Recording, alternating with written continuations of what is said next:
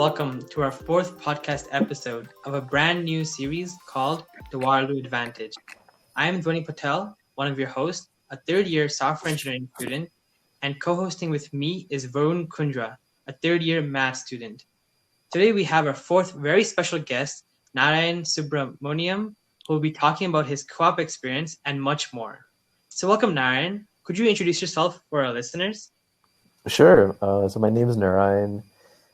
I'm in my third year in my math and BBA double degree program. I'm secretly a Laurier student, and that's one of my biggest plus points. I don't know. I can just actually just like masquerade in like UW places and just be a Laurier student, which is a fun point. What else? My background? Yeah, I did like a co-op term in SodaStream. Which is this Israeli company. No, now it's owned by Pepsi. Never mind. And yeah, came to Canada 8 years ago, depending on how you count. Okay. Yeah. All right.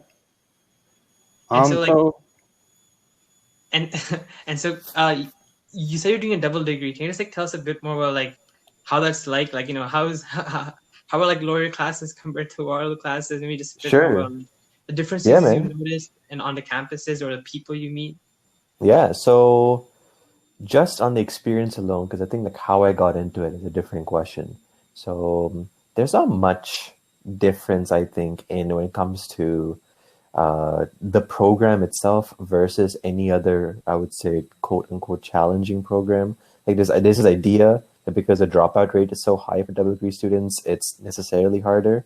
It's not the case. It's just that it's a really weird thing, double degree, especially for, I would think, the computer science and BBA double degrees, because that doesn't make much sense. It's not much overlap that's immediate, I would say. But for math BBA, for people with like accounting is a very known overlap. Our Laurier class is different from Waterloo classes. The only thing I can speak about is that I've taken econ courses both at UW and both at Laurier, and they're pretty much the same thing. I would say that there's no difference in challenge or anything. The Laurier kids tend to be more active, I guess. They tend to love life a bit more. And I don't know if I can compare the business courses, right? Because I only took them at Laurier. I wouldn't be comparing like apples to oranges on that sense. So yeah, back when things weren't in person, I definitely liked the classes at Laurier because the buildings were nice, the classes weren't too large, and the teachers always had like industry experience. Again, it's because I studied business, but in math, like industry experience doesn't really mean much, I think. So, yeah, I would say that those are the differences. Right. And so, like, I just want to like go a bit deeper there. Like, what made you pick business and math? Like, why these two programs? So I've told this story so many times to other people. It sort of gets boring to me telling about. Anyway, this is the story. In high school, I read this book, and I think I was like this classic tryhard in high school, just because, and I had fun doing it. But I read this book called "It's So Good They Can't Ignore You" by I think Cal Newport. And side note, I don't like him much as a writer now. I just feel like you can just read his blog posts and that's enough because he repeats the same point like thousands of times. Anyway, so I read this book and he pretty much said that, if you're not passionate about one thing, that's all right. Just pick something that you think has like these three qualities. I forgot them, but something along the lines of you're like allowed to be creative, you're allowed to do things on your own time, and there's like a need for it, right? So something like plumbing could be something that could be like, fit into this category, or something like technical writing, right? I don't know. Maybe. I'm not too sure about technical writing. Anyway, I read that. I'm like, you know what? I like food, like the idea of like food systems. Let me just go to like Guelph for agriculture science. And because I thought that was like an interesting problem to work with.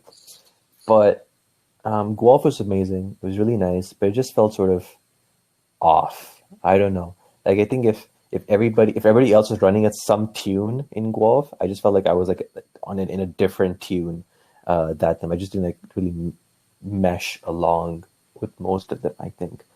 Anyway, I went to this party this Diwali party, and I got slightly tipsy, and there was also like another slightly tipsy person, and we were just like talking, and we were at that point where I started talking about calculus because that's what I do when I'm drunk, and not in some like intellectual sense, in the sense where we're like proving something, just like it's how cool it is.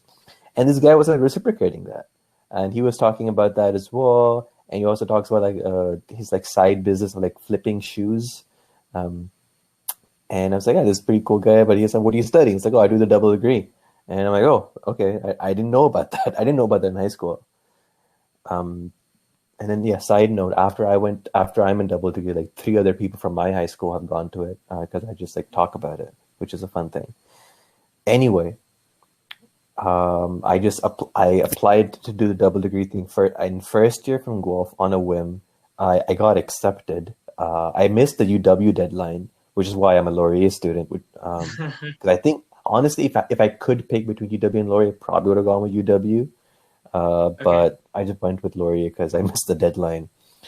And yeah, and then yeah, I would, and apparently I'm the first transfer into this program ever, which is like a weird thing to be proud of.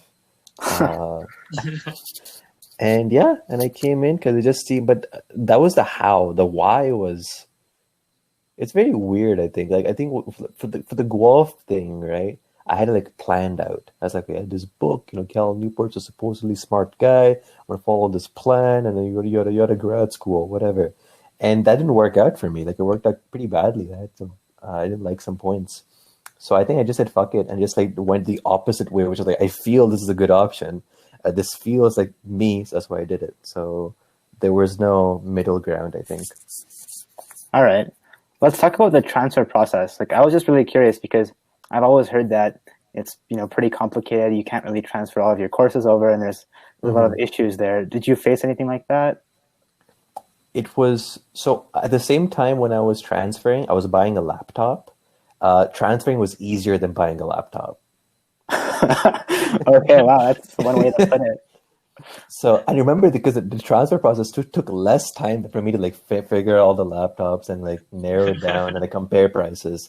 So the process, I think, is pretty much the easy part was I was moving from a university in Ontario to another university in Ontario. I think things would get slightly screwy if you went inter-province. Because there's this thing called OUAC for Ontario students. Is it called OUAC? It's called something. It's the same thing you, like in high school, you apply for this through this portal to like a university you want to go to. And you use the same portal to like transfer as well. And it's even the same application, just like a different like suffix of the letter. Like I think the application like go into uni is like 101 from high school, but the transfer is 101B or something like that. Right. So you pretty much, I just picked double degree. This would have been around February of sometime. Maybe I feel like it was wintry. It felt winter at least when I was doing this application. So around that time, I put in my application. I heard back from them. Actually, no, that's wrong. This would have been in December-ish, and I heard back from them in February, I think. Yeah, that makes a bit more sense. Because that's around the same time you would hear back from your school, high school. So it's pretty much the students get allotted into the high school students are given priority to the double degree cohort, or like any cohort you go to, and then the leftovers is filled by I think internal transfers, and then the leftover from that is filled over by external transfers. So I managed to get in that subset of a subset. Right, and then you started the next fall, I'm guessing. Yes, and started the next fall. So I did eight courses in Guelph and one lab course. So like 9 courses, I guess. And out of those, 5 transferred over, and they count as extracurriculars for me. So I need to do 5 less EC courses for my program. Yeah. Right. And wait, so like you said you were able to transfer your courses over, right? Because I know like at Waterloo specifically for engineering, sometimes it's very hard to like come into second year or third year. Like you often fall behind into like first year, but in your double degree, you're able to transfer most of your courses. Yeah, because I think I realize at this point that a lot of shit's made up when it comes to these transferring things. I think it's made on a very Okay. case by case basis. So like I had good grades in Guelph, and my math courses were the ones that didn't count for my math degree. Because they're saying, oh, they're Guelph ones. It's not necessarily like equivalent to like UW math courses. And like funny point, I did like calculus in Guelph and I did calc in UW. Both I don't think I learned any new things per se, but maybe the way I did this was the learning the second time around, so maybe that's why I felt I had new insights to things. So Right. so And yes. so like and so like you said, like the math courses didn't transfer over. So like, Yeah. did you fall behind in your cohort because of that? Like, are you graduating like a year later because of that, or like it still worked out and you're still on the same cohort? Like, So it's like I stages? actually forgot the definition of my own cohort. Like, is my cohort from high school? My cohort the one I'm entering with double degree at this point, right? Like, Yeah, so true. I should like I have 3 friends from high school who I still talk to. They're graduating this term, right? Because Wow. Okay. yes, because they entered a 4-year program, and I moved from I did 1 year in a 4-year program, and then double degree is a 5-year program. So that's why I'm going to be graduating on paper 2023. But like I think I gave a shit about this maybe a year ago, but now it doesn't matter. I think Yeah. Right. so little. But if you told this to me in my high school stuff about you're going to feel like it doesn't matter, I would say you're lying. I think some things you just need to experience. And I mean, granted, with that, a lot of people can experience like the having to pay for university again, right? So that's the unfortunate bit. But yeah, I think like if you don't, just go with your gut sometimes. Okay. And was one of the reasons you transferred like related to co-op or anything like that? Because I know that's a big reason that people come to UWaterloo.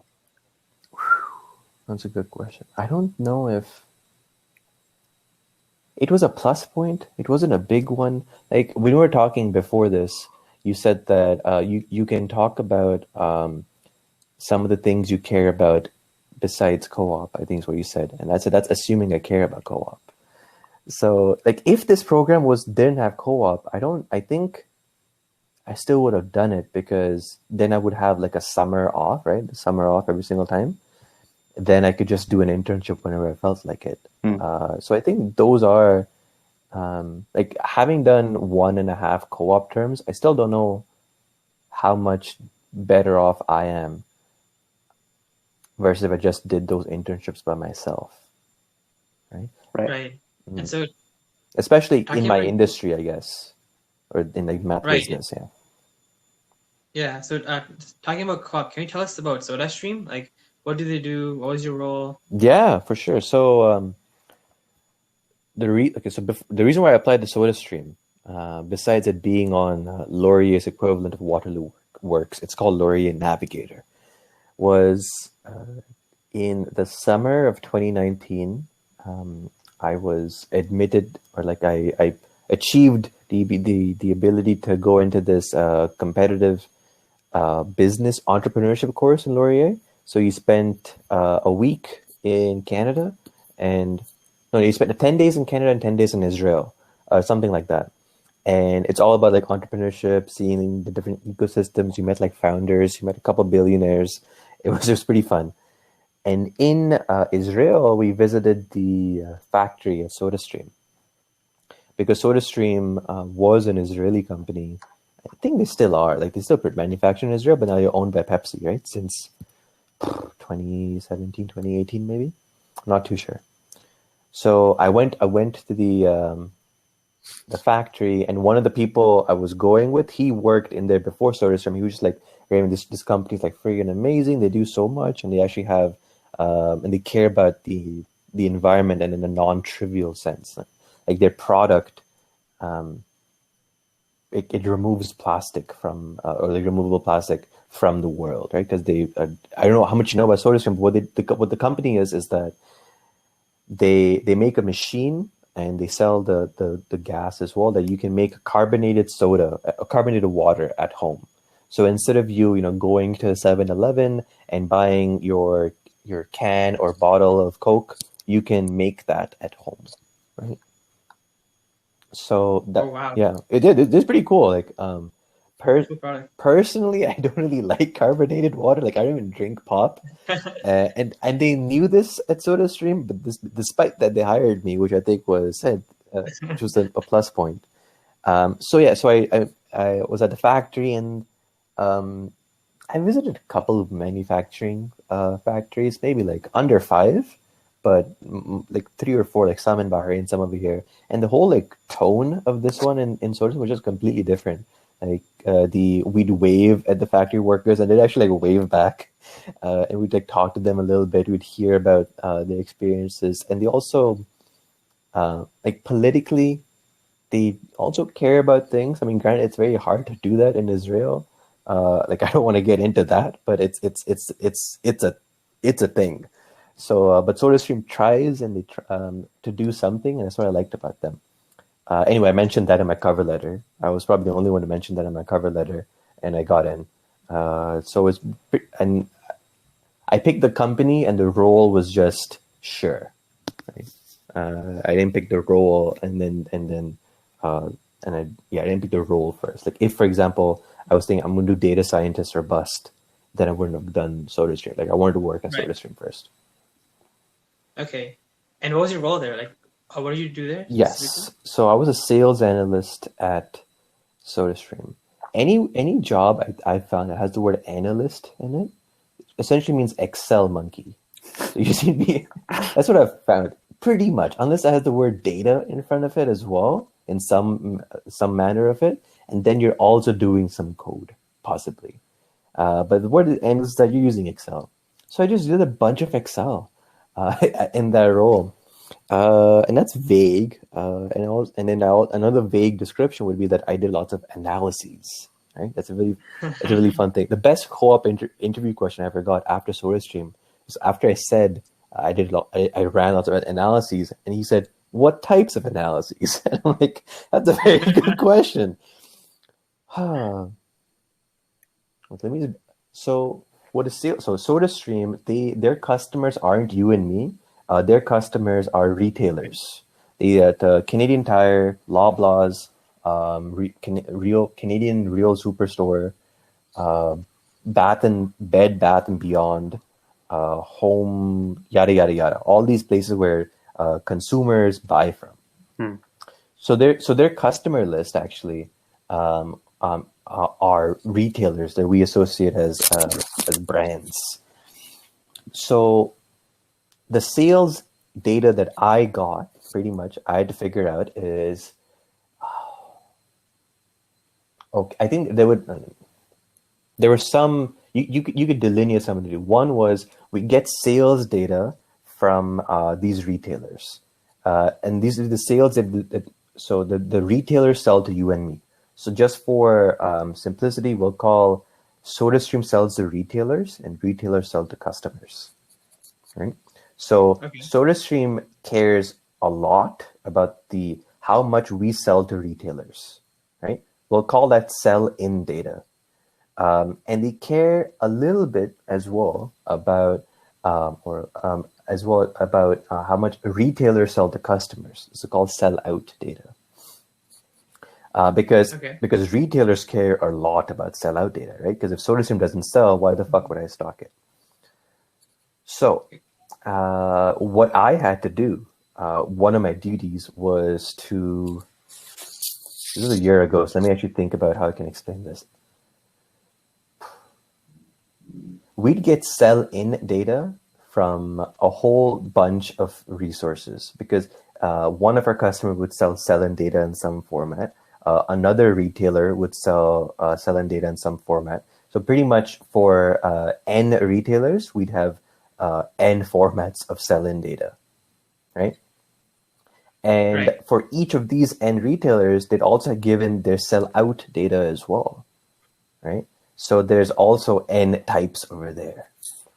And this would have to be sort of reconciled with SodaStream's internal sell-in data as well. And the weird thing is, this is what I thought before, these numbers usually don't reconcile that well. Like SodaStream sells 995 bottles in a year. Let's just say Canadian Tire's one of their only client, their only retailer customer. They say, oh, we only got 990 and we sold 970. But then if you use another metric somewhere like a consumer analysis, they'll have another number as well. So it's and I had to make sometimes recommendations for like, oh, you should do this promotional activity at this point or yada yada yada, based on a very educated guess. So yes, so I think if I had to summarize, I had to like play around with current and past sales data, I think. Okay. Okay. I wanted to ask, so is the business almost like entirely SodaStream to retailers to consumers? Is there no direct to consumer aspect of it at all? So I was there from pre-COVID to COVID. Right. And we should talk about that. Yes, the pre-COVID time, we had this quote unquote website that you could buy from. Right? It wasn't fully featured. If you had, I don't think we tracked anything from there. Again, I could be very wrong. Mm-hmm. But when COVID hit, e-commerce, blew up, as we saw with like everything else. Yeah, for sure. So Vani just did like an exponential graph with his finger, which is very true. And then that increased. So okay, yeah, so they do have this, but it wasn't. I heard this again on another podcast where she was saying, yeah, I think this was the marketer Cadillac or something. She was saying, yeah, we had a couple of things that we were planning to do the year after, and we were forced to do it right now, which is total bullshit. Like if COVID didn't happen, this would have never happened. You would have never focused so much on e-commerce. right. Right. Okay. Yeah, I also wanted to ask. So I know generally like manufacturers, they have like a manufacturer suggested like retail price, right? And Yes. I presume SodaStream had that too. So, but like, to what extent did retailers have control over the prices of the SodaStream products? Oh, this is a really cool question. Okay. I don't know how much I can talk about their customers though. Fair enough. But, yeah. So Yeah. okay, so let me just think about this because it is pretty interesting. So you walk into a grocery store. This is sort of tangential, and we see products, right? We see products distributed across the store, right? As you walk around. We also see it distributed height-wise as well, from on the shelves and so on. Right. The weirdest thing that I learned is that if you want to stock on that shelf, you pretty much have to pay the retailer, right? Right. And I sort of knew this before, but I don't know how green area this area is, or like maybe white. Like it's sort of like a gray area, the amount that you have to pay, especially for these things called end caps. That is like the gold standard of where you want to be, which is pretty much on a shelf line. It's the end of that one, right? And I noticed it when I was at Costco. I was like, I need body lotion. And I just saw body lotion at like one corner, and I just picked that. I'm like, holy shit, that's why end caps are useful. So anyway, there's like this, almost like this biological tug of war between SodaStream or any manufacturer who wants to use their clout to say, we want to be positioned at eye level or at the end cap, which is like Right. where you want to be, man. And the clout of retailers who are like saying that, you know what, screw you, SodaStream, we're not going to do that. You're like a blip for us. But and I got to visit these different retailers, and the difference in like how they used to treat us, depending on how much of our business we were, was just crazy. Like there was one like independent store. She was she was the owner somewhere in Vaughan, and they just do like, she had, maybe it was only like 6 aisles, and 3 of those aisles were SodaStream. And like we came in, she made us like sit down. We all had like SodaStream. She's like, you want something to eat as well? And I was like, wow, what is happening?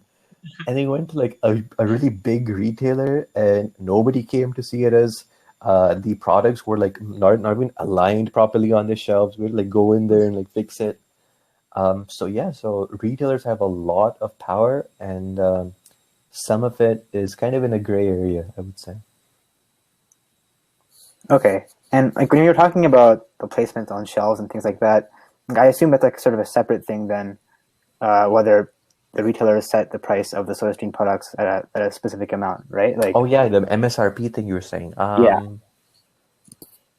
Yeah, I think they have. So SodaStream has both a maximum and a minimum as well. And I That remember makes reading, sense. yeah, a maximum and a minimum, because you Yeah. want to go minimum for the brand value, Right. and you want to go above maximum because that's against the law, I think, in Canada. Oh. I think there is. I could be wrong, but I think like definitely in India, this law is there. You can't go above a maximum. But I think in Canada as well, I could be. I should remember this, but there's a lower bound and upper bound. You want to be in there as well. And SodaStream loses it when they go below. But if it's a huge retailer, right? What can you do? So it's an art. Like my manager at the time, she was just so good at making the big box retailers feel like we're busy, sort of like is it you want to give them too much like value, right? Because then they'll just like cut down your prices or something. So yeah, it was just weird because I think we think of business as so much as really like quantitative, right? And like especially with the whole like software is going to eat the world sort of thing. I think some of that's bullshit because you're still going to have this ape or like slash monkey behavior coming out where you have these dominance hierarchies and like, people just trying to coerce like office politics. Like they're all going to come, and that's what sort of made me realize is that we're still going to have people in these spots. I don't know. Right. Wait. So just talking a bit more about that, like, what about your role specifically, like, with like the data consolidation work that you were doing? Like, would you say technology is like helps you that like Excel is like your primarily tech that you use, but you see technology changing that role as like an analyst, where it's more quantitative, less qualitative. Like, for sure. So this is a weird. I was thinking about this as well. Rolling out IT at these. So I would say storage is still like a small to medium-sized business in Canada because there's only like one office, and the number of employees is like 50. It's less than 100, I think, including people who work at the factory as well. What was I saying? Yeah, rolling out IT at these small to medium things. Like, I don't want to think about the large places, but it's just so hard. Because at the time, we had like a shared drive, right? Like a shared OneDrive. That was our database, right? And the files were just like Excel files, just like distributed. Like some people, so one sales team had these files, another sales team had these files, and they'll ask me like, "Hey, Narayan, can you do this consolidation?" I'm like, "Okay, where are the files?" And they just send like a shoulder shrug emoji for it.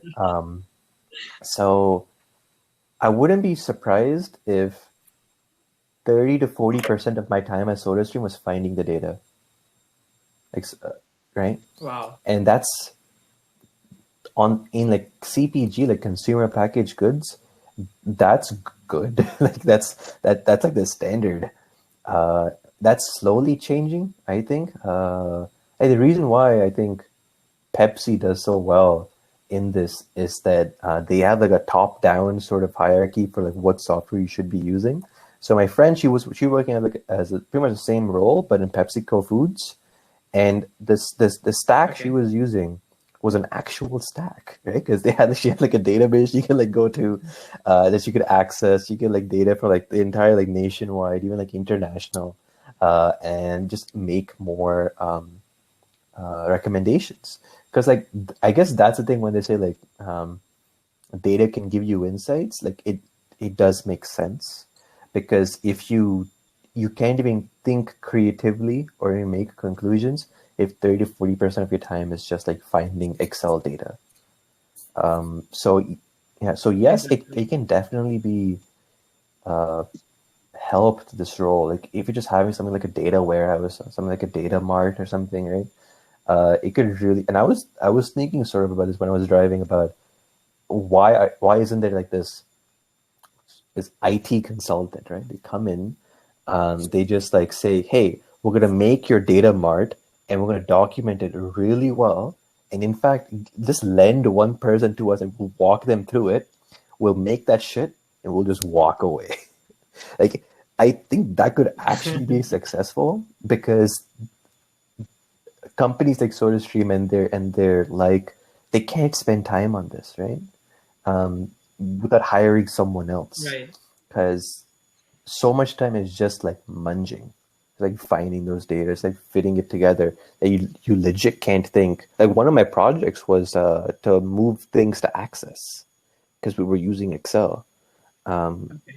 And that took like an entirety of 4 months for my internship as well. And and the cool thing about SodaStream was that I said, hey, this needs to happen. And I made like a presentation about why it needs to happen. And they're like, okay, just go make it happen, Ryan. And I'm like, okay, thank you.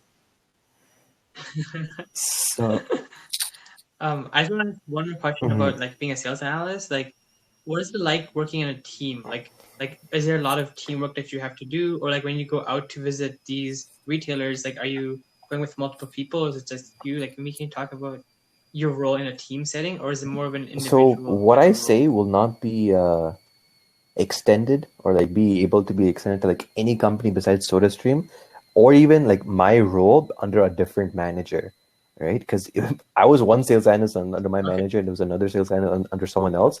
Totally different roles. So Wow. I don't know, man. Like, it's like saying, what skills do you learn as a software developer, right? Not even like a web developer. It's a very it boils under a very abstract sense. But what do you learn? You learn a lot of like terminology when it comes to sales. I don't know. So you can that's a good revenue lift. People care about lift so much. Pretty much just how much your revenue changes because of a promotional activity when compared to the same period in time with the same period in time with the same promotional activity or with like no promotional activity. Another thing I noticed, no one knows statistics in these roles at all. So Wow. And this kind of annoyed me. Like, okay, I'm taking this away from them. SodaStream is amazing. They're really knowledgeable, but nobody uses statistics. Like, for example, if you wanted to measure how much is like in the week of what's this week right now? January 17th. Is the week starting January 18th, right? Let's say January 18th to 23rd, we're gonna have a promotional activity for like SodaStream, like for a bottle. And we want to compare that to the previous. We want to see how much the promotion activity has given us in money. All that we do is compare that value, like the amount of money we earn, to last year, and that's it. That's it. With the assumption being like that there's no other sort of confounding factors, right? Yeah, there's no other confounding factors, that the growth rate is like the same, and it's just like infuriated me because it's like I feel like you control for at least a little bit more, and that was it. But they did do some correcting, like they broke down their averages by quarter, because Q4, which is like pretty much is like their the quarters are different, so they use different averages. So it's hard for me to summarize what a sales analyst does, but working in a team, I think it's a different team than working with a team of like software devs, because usually the team is comprised of people who have very different skill sets. So I was relatively the quantitative guy, and then my manager, she'd just be like very qualitative, right? She'd be talking with people, negotiating, meeting clients for like lunches, if you can imagine, because it was pre-COVID, and she'd be doing that side of things. And we're just a 2-person team, and then later on, like a 3rd person came later, and he was going to be the permanent position to my internship, so he was pretty quantitative as well. So you rarely have overlap in like roles, especially because maybe I think because it was a small place. Okay. And COVID hit, if I understand correctly, around the middle of your co-op, right? Yeah. So how did that affect your role and, I guess the whole business from what you could see? So based on what I found talking to people, well, first off, I think COVID has been very bimodal for the population. Like some people have gotten completely screwed over. Some people Yeah. have benefited because of their trade and what they do. And even in that, that the good mode, right? The good side, people who've done like quantitative better, because the people who've done monetarily better during COVID, there's people going to two camps. People who enjoy COVID. It's a horribly phrased. People who enjoy working from home, right? And people who don't enjoy working from home, but they still do better monetarily, right? Mm-hmm. Does that make sense? So I definitely fall into the part where I don't enjoy working from home. Like even if the time saved by commuting, I think I'm less productive. So how has that changed my role? I still haven't up. So the first, like ergonomically, my room is like terrible to work in because it's so cold. It's so cold all the time. There's this nice bed that I can just sit in, and so ergonomically, not a great fit. Uh, and then psychologically, I don't know, man, because I like having like some like symbolism. Like this is the room that I sleep in, and it confuses me. This is the room where I have to like get in the zone and study and work, and so that sort of just messes with my brain. So I actually work downstairs, but I can't do meetings downstairs because it's a communal area. But and I definitely work less. I would say than working in. But maybe that's good, right? Maybe that just shows how bullshit some roles are when you're forced to work 8 hours. But when you're working from home, so in that regard, I would say it's better because I don't have to do 8 hours, clock in and clock out. I can just leave whenever. Right. And I was just thinking, like, maybe this is not correct, but I was thinking that the sales of SodaStream products would probably drop significantly, right? At least in the beginning when the stores were closed and people weren't going. Or I'm not sure if you can talk about this, so Yeah, I'm I was not just too sure, curious. I think by some metrics, it like got better because, yeah, again, I'm not too sure. I wish they made this more clear, right? Because I do want to talk about these things, and it might actually make sense for SodaStream as well for me to talk about it as well. But think about it this way, right? SodaStream is a gift, primarily gifts people buy. I think my mom, she's 60 years old. I don't really know what she likes. I'll buy her a SodaStream. People usually buy gifts in Q4, right? Christmas, Thanksgiving. Holiday period, right? COVID hit in Q1, right? So it pretty much didn't matter that much, I want to say. I see. And That makes sense. yeah, and the weird thing is more people are drinking at home, right? Making their own mixes, their own whiskey sodas and stuff, which is a huge Right. market for SodaStream. People who make their own drinks at home. Uh-huh. So no, not that much. Many surprising things, I guess, have happened in the CPG world. If you care about that, yeah.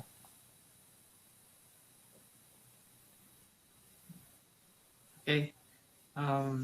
Now, I think we should talk a bit more about the point you made a while back about like your deep interest in food and like around food security. Like, and even I saw I was looking at LinkedIn profile said you care about doing good. And I think we talked earlier, and you mentioned food security as being a very important and urgent problem. Curious, like, for our listeners, give a bit of background about like what got you interested in food. Maybe like what is the food security problem that you're specifically interested in, and talk a Yeah, bit for more sure. about that. So, like we probably had this person in our lives, right? When you were in high school, some like older person who's really passionate about one thing, and you're like, how is that person so passionate about that one thing? Like, what makes them tick? And I always wanted to be that person, I think, but I think I went about it the wrong way before, where it was just like I went to where things were cool, just because I just tried, and which I think is a good way of like trying things out. Like for an example, one would be like web development, right? I wanted that to be my thing. So like I joined like those courses, and then after like the first hour, I was like, this is cool, but like I don't feel like I compare myself to like people who I talk to, who enjoy this, and there's a vast difference. So um, I Right. think I just took like an honest look about what I actually do for fun, and for some reason, that's working with food systems. I really don't know, man. Like I don't know what it is. Like it probably like, goes back to like when I was a kid. Every Friday, our parents would like cook free food, right? Because that's like a part of our religion. And I've known like a couple of rich people, I think, and I think it's very hard to be like satisfied by money, right? Because it's very hard to like code like this is the stopping point. But with food, it's so easy to figure out a stopping point, right? Because you're just so stuffed. And like for a person who's like, I think I'm obsessed with like finding contentment, which is funny, I think, because like I'm how like not content I am at some points.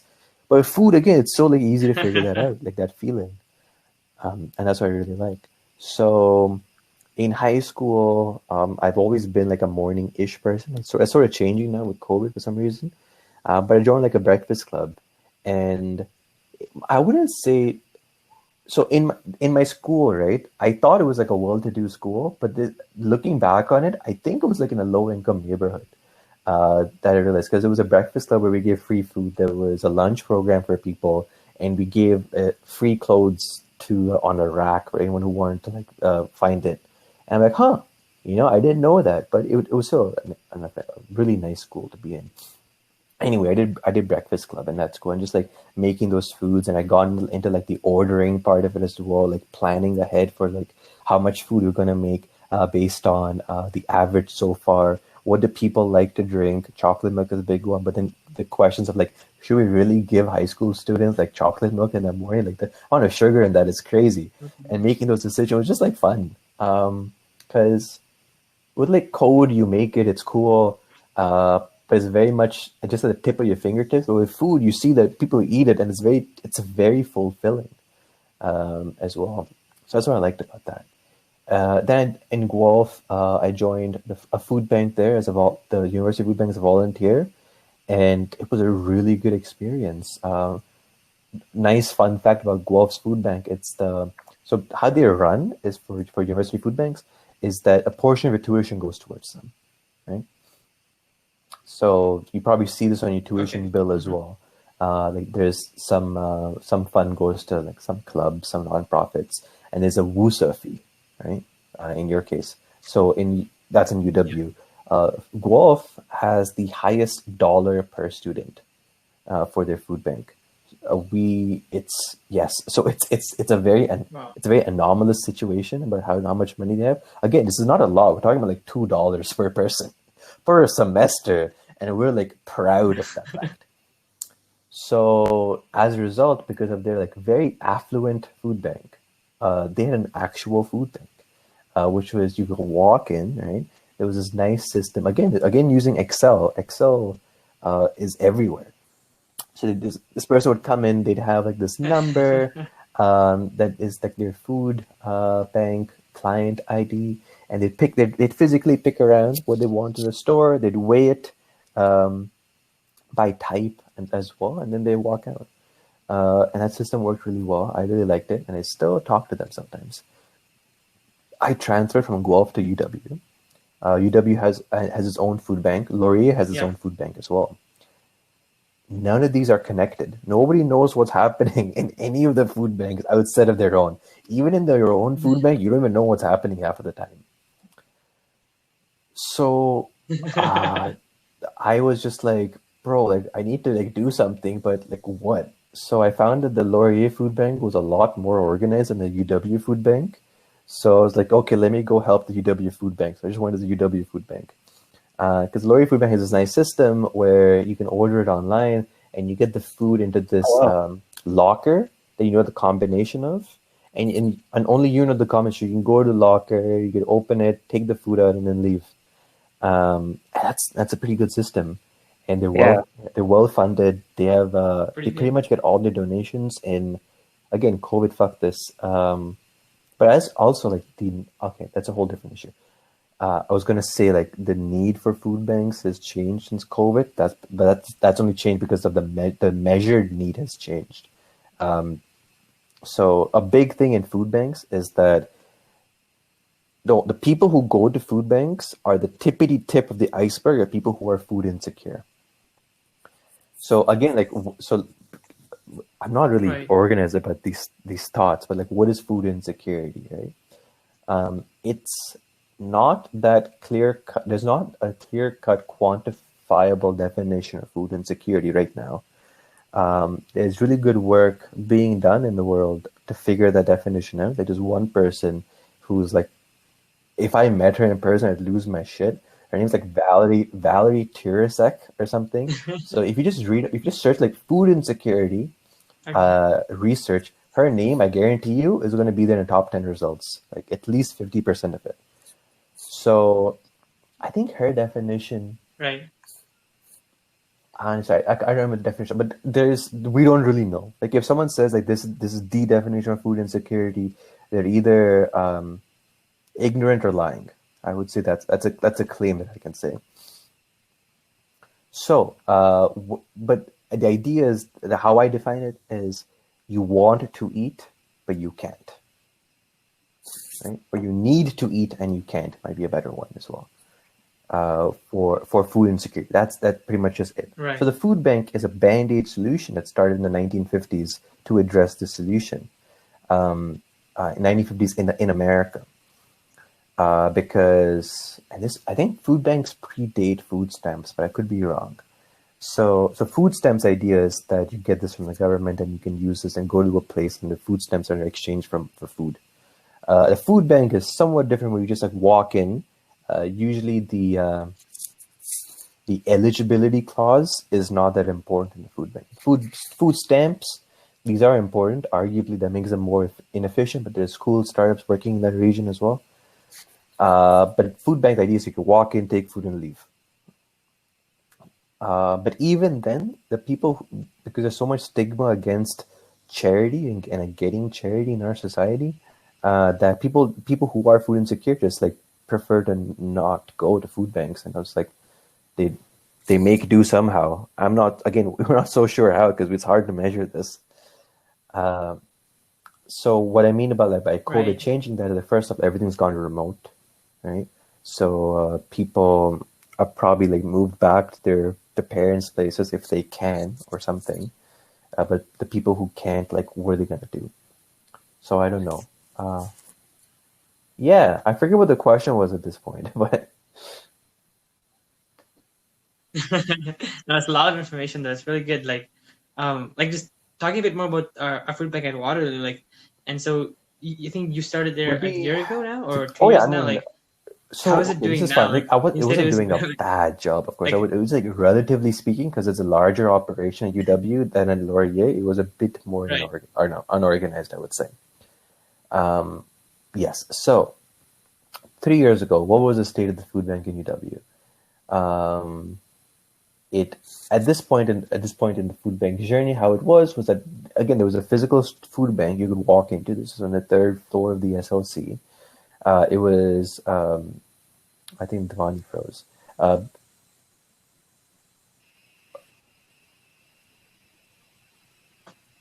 Just keep going. Okay.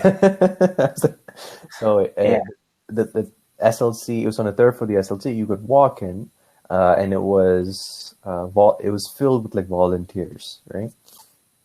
You could walk in, they could pick their food, they'd weigh it. Again, we tracked them using Excel. Right. And then they'd leave. Like the only identification that we'd use would be that you had like a student ID or like not even student, like a WAT card. Because our mandate was that any community member can use it. So theoretically, if someone who wasn't a UW student walked in and just said, "Hey, could I get something?" we'd say, "Yeah, just go," and we just like track them somehow. So that's like a cool tidbit, I guess, that people don't know about. So that was the state of it at the time, but we were transitioning to a different process pre-COVID as well that utilized the fact that UW is a large campus. but we only have one location, right, for getting food. So let's change that. So we had more of a distributed approach, I think is a fancy way of saying it. And we'd have different hampers, which are like a package of food, and we'd spin like some dietary restrictions, like if you can eat meat, there's like a meat hamper. If you can eat veggies, then there's a veggie hamper, and if you're like gluten-free or vegan, there's a hamper as well, and that. And we were moving towards that, and I think we even transitioned to that state where it was like mostly hamper run, and then COVID hit, and it sort of worked out. Like I think we were somehow ready for it, but when COVID hit, I wasn't a part of the food bank. I stopped the term before. Yes, so I stopped in December. Yeah, ever since it's gone remote, I haven't gone back to the food bank. Okay. Mm-hmm. Right. And like, so what's like next for food banks? Like, you told how like food banks started a long time ago, but do you see like a different model, like, or are there different models right now, like that are emerging for dealing with food insecurity, or like, are we still gonna have food banks like 10 years from now? But so in an ideal world, they just wouldn't exist, because I think food banks are a symptom of something failing. I don't know if it's a market failure or it's a support system failure or something else, but I think it's a symptom of something failing, because they're pretty much just put up together with like duct tape, I think, because in the sense where there's no, what happens in Ontario universities is not really known on a deep level to what people in I don't know, BC are thinking. Like there is a conference of people who lead like a food bank conference, which happens every year, I want to say. And they meet and they talk about ideas as how we like thought about changing in the first place. But it's fairly distributed everywhere. I mean, we don't really know what's happening. And I don't think food should work that way, right? Because so much of it depends on like supply chains and things moving. It doesn't feel right. Again, I'm not like an academic on this. So what's the future of this? In 10 years, I would be really happy if we move to something like a UBI, because I think it's just a money problem. And I think I'm somewhat supported by what I've read, but I could be wrong. Where the biggest determinant of food insecurity is not having enough income. Because if let's say you're trying to make your paycheck meet, right? The first thing you need to pay is your rent. Like it's a non-negotiable, because it has to go away where you're going. And most people who use food banks are usually renting. They don't own their own place of residence. Mm-hmm. After that, it's the bills that you have to pay, and there's so many. It's the bills that you have to pay, and what am I forgetting? So those are two big ones, I think, like rent and then external bills, and that take up most of a person's paycheck. So the only thing you can negotiate on is food, right? Because like, hey, instead of buying fresh vegetables, let's just go to McDonald's because I can get two chicken. I don't know what McDonald's makes, man. Like a cheap thing that McDonald's makes. I'll just have that, right? Because it's nutrient dense and fast. Right. So I think a UBI is probably what I think, like a universal basic income is what would make sense. Because I think they tried something like this in Manitoba, and they also tried this in Newfoundland. Manitoba was mostly just for trying a UBI. It had the best name for UBI in history. It was called the Manitoba minimum income thing, so it was called Mincome. Wow. The best naming. Mincome. And then they also had one in Newfoundland and Labrador where it just like gave money to people. I could be very wrong, right? Again, but they gave money to people and it seemed to work out. So I don't know the details of that one. Right. I also wanted to ask a few questions from like someone's perspective who wants to donate to the food bank, let's say. Mm-hmm. So I've heard that like probably the best donation is cash. Would you agree with that from your experience with the food bank? 99.99% yes. So the reason why, if you don't know the reason why cash makes sense, is because the food bank has a lot more buying power than you do. So if you give bulk? Yes, because they buy bulk, and we are able to buy it at a discounted rate from other sources, usually Right. other. So if you give $5 worth of eggs, that's $5 worth of eggs. If you give us $5, we can probably buy $15 worth of eggs, right? Yeah, so that's a big one. So just give cash. Wow. Wait, just to be clear, like, is that like a sort of real life example, like 3x types of like? For something, it is 3x. Like granola bars, I think are 3x, because the people that we're buying from, at least for UW, was from the Food Bank of Waterloo region. So That's again, interesting. we weren't really buying from them. We'd again, how that's run is that we'd have a monthly membership fee, but how Food Bank of Waterloo region works is they actually buy, and they buy at a discounted rate as well. Right. And then I was also thinking, like, if I wanted to get food from the food bank and I just saw like a bunch of cans and like a bunch of other stuff that's like either really hard to make or probably like not so appealing to eat, like, how do you address that part of it? Because I've always wondered, like, if I donate these things, these are not easy things to make or even, eat. Like, let's say if you're a kid, for example, like I wouldn't want to eat like stuff out of a can. So how does that work? Like, I guess, do people just not really have those sort of priorities when you're someone who is food insecure, or what are your thoughts on that? We haven't really done like qualitative surveys of the demographic that uses UW food banks, but we've stocked a lot of cans, and they seem to go off the shelves quite fast, especially for vegetables that are in cans, right? Because that's like having like beans or corn or other sort of canned vegetables, and that seems to go off fast. But yeah, man, it's we haven't done the qualitative surveys about this. Like, if you want to ask like what are my thoughts, it's totally anecdotal. No, that's fine, I guess. I mean, it's probably difficult to do those kind of surveys. But I think it would be somewhere in the sense like, sure, you don't want to eat it, but it's here, right? And then that's there. So, but okay, so again, I said 99.99% because sometimes we get in some really high in demand items that go off like faster than a second. And toilet paper. It wasn't even toilet paper was one. Really? It went off pretty fast. Like female hygiene products, which you can already get in UW again before COVID. Big one was peanut butter, because lots of I think we got a lot of vegetarians and vegans as well in the UW food bank, like disproportionate to the population. Yeah, I think because I think the percentage of the vegetarians in UW is like something like, I don't know, man, under 10% maybe. But for the food bank, it was like 20 or 30%. So yeah, I don't know why that's a thing.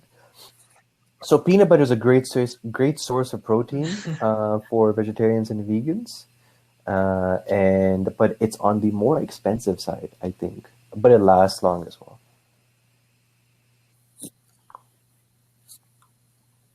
Right, and like, so just like more with the food bank. How many people are involved in like the UW food bank, and does like having more and more volunteers or like help the food bank run like better, or like are there like certain peak times, like if you have an event you need more volunteers, or like how does that? Yeah, I think I have like the student volunteering not a popular opinion about this one, which I think less the better.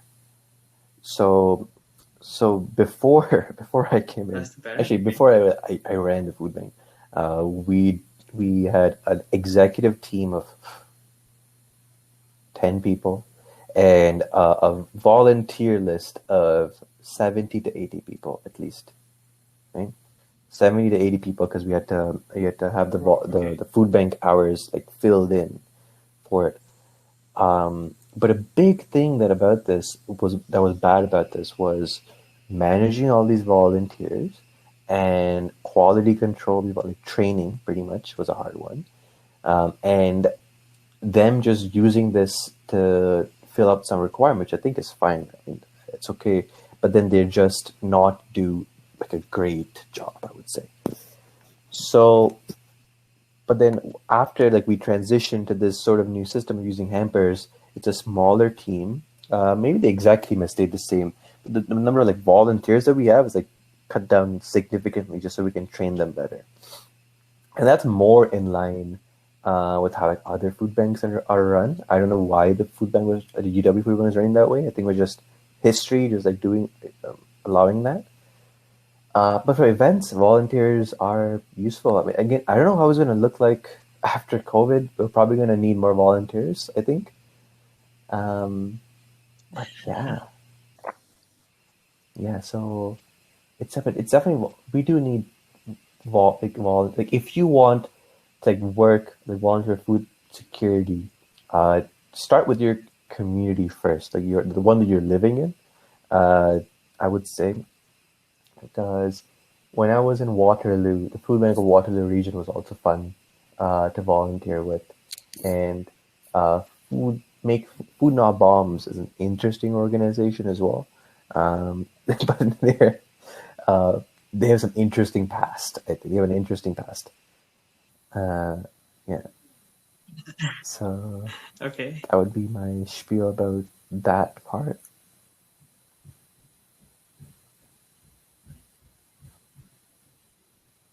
Right. We're nearing the end here, and so I want to ask some like wrapping up questions. But just before we do that, there's like one like fun little question. Like, what is your dream co-op? Like, do you have a dream co-op you're like looking forward to, or like, do you think you want to do more? Like, go back to a certain employer or do more analyst roles? So Var actually showed me this one. It's called Shelf Engine. I really like them, man. Like, so what they do is they okay. They help retailers predict how much produce they're going to sell. Yeah. So let's say you're Sobeys and you don't know how much tomatoes to stock. Shelf Engine will be like, hey, we'll take care of that. Just pay us for all the tomatoes that you sell. And that's what they do. And they do some like, I think they do fancy math, like machine learning and stuff. I'm not too sure. But they're doing like a really, really cool thing. And everything makes sense in their organization. Right? Like if there's a company that says we care about social good, but their product line is right, it doesn't make sense. But if there's a company that says we care about doing good and their profit margins are they depend on them doing good, like for like reducing food waste, then it makes sense. And that's why I like them, because they make sense. And one thing I wanted to add for Shelf Engine is that they buy back all the food that the retailer doesn't sell. So, I mean, it seems like, at least from the outside, that there's no real risk to the retailer, which should make it way more acceptable, I would think, for more retailers. Exactly. So that's why like their profit margin is dependent on them like doing really well. Right. Exactly. Yeah. The incentives are like perfectly aligned. I'm not so sure if they buy back, but if they act as the storehouse, you know? Yeah. I think like the point being just that the risk is not on the retailer. Exactly. Yeah. I also wanted to ask, I think you mentioned this a little bit, but we'll just touch on it more explicitly. What are your recommendations for people interested in food security and related fields? Yikes. Man, I don't know shit, man. I don't know. Find people that you like talking to on LinkedIn, and just like message them on Facebook. Join some clubs. UW Blueprint, it's a shout out to all the UW and even not non-UW people, because Blueprint is unofficially taken on UW people. Just send us a message, and like, I'm sure people will want to talk about it. Because learning from books is like good, but I feel like you need people to do things. So that's just talk to other people, learn from them. All right, and to wrap it up, what advice do you have for listeners? And absolutely, like we're all students. We perhaps might not be in the best position to give advice, but anyways, just if you had to say something, what would you say? So Dwani?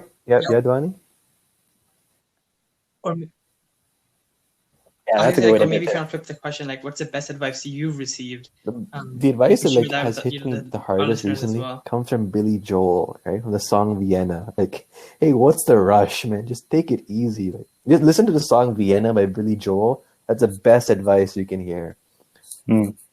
Great song. And that plus being try really hard at being good at being alone with yourself, right?